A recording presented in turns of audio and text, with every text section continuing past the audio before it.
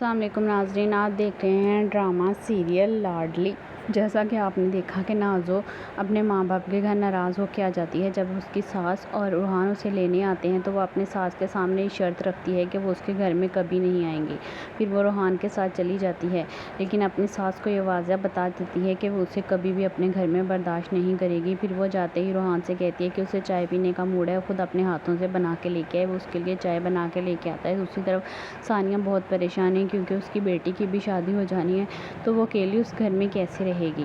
لیکن یہ بات وہ اپنی بیٹی اور بیٹا دونوں سے شیئر نہیں کرتی ہے۔ اسحاق خانزادہ کافی پریشان بیٹھا ہوتا ہے، تبھی وہاں پر سندس آ جاتی ہے۔ وہ ان سے کافی باتیں کرتی ہے اور ان کا دل بہلانے میں کامیاب ہو جاتی ہے۔ وہ بھی اس کی باتیں سن کے کچھ چپ ہو جاتے ہیں اور مطمئن ہو جاتے ہیں۔ دوسری طرف سندس کے ماں باپ بھی صباحت کے بارے میں ہی باتیں کر رہی ہیں کہ وہ تو بالکل بھی وہ صباحت نہیں لگتی۔ صباحت جب کچن میں جاتی ہے تو دیکھتی ہے کہ اس کی دونوں بہویں ناشتے کی تیاری کر رہی ہیں اور ساتھ ہاتھ ہنس کے باتیں کر رہی ہیں، انہیں ڈانٹ کے آ جاتی ہے۔ دوسری طرف نازو اپنے آپ کو دیکھ کے بہت خوش ہو رہی ہوتی ہے۔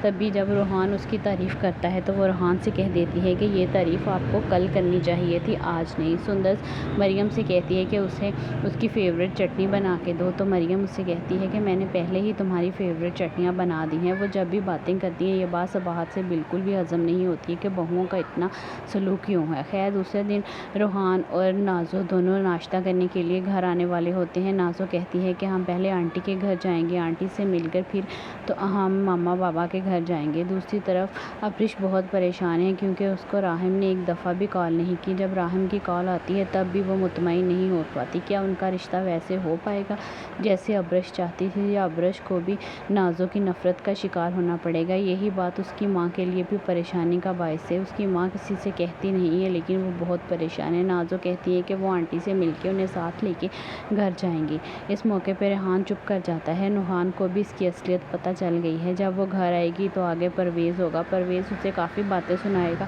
اور اسے اس کی اوقات بھی بتائے گا، کیونکہ نازو نے جو کچھ کیا ہے وہ بھولا نہیں ہے۔ وہ نازو کو اس کی اوقات میں رکھنا جانتا ہے۔ آنے والی ایپیسوڈ میں آپ دیکھیں گے نازو اپنی ماں کو بتاتی ہے کہ اس نے اپنے شوہر اور گھر والوں کو قابو کر لیا ہے۔ اس کے لیے ترپ کا پتہ ابریش ہے۔ ابریش کی بھائی سے شادی ہونے کی وجہ سے یہ سب اس کے ہاتھ آ گیا ہے۔